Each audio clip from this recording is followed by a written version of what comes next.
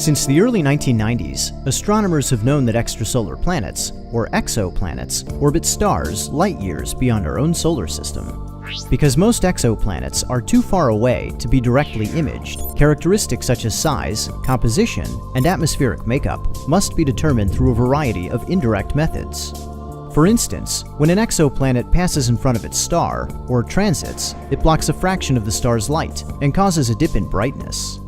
Large planets block more light, so the size of the dip can be used to determine the size of the planet.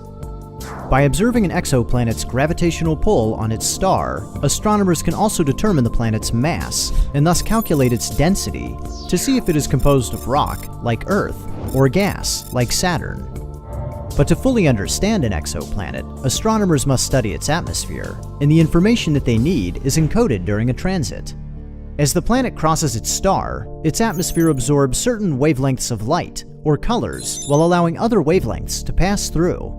Because each molecule absorbs distinct wavelengths, astronomers spread the star's light into its spectrum of colors to see which wavelengths have been absorbed. The dark absorption bands act as molecular fingerprints, revealing the atmosphere's chemical makeup. Knowing the depth and density of the atmosphere is also important. To figure this out, astronomers observe the transit at many different wavelengths. At wavelengths where more absorption occurs, the planet will appear larger, with the change in size indicating how deeply the atmosphere extends, and its density at different altitudes.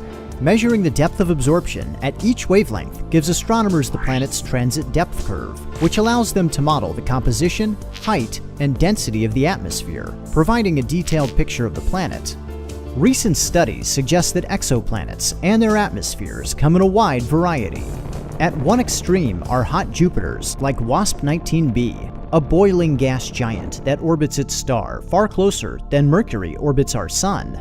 Visitors who could survive the heat might complain about the air quality. Planet WASP-19b's jagged transit depth curve suggests a deep atmosphere of poisonous hydrocarbons, with methane and hydrogen cyanide far more abundant than water. By contrast, planet Gliese 1214b is a comparatively inviting water world. Its nearly flat transit depth curve hints at a shallow atmosphere of pure steam, enveloping an ocean thousands of kilometers deep, with an interior of hot ice, water solidified by extreme pressure rather than cold. As detection methods improve, astronomers will search the atmospheres of Earth-sized planets for signs of life such as water vapor, oxygen, and methane, taking us one step closer to finding a world like our own, all thanks to some flickering starlight.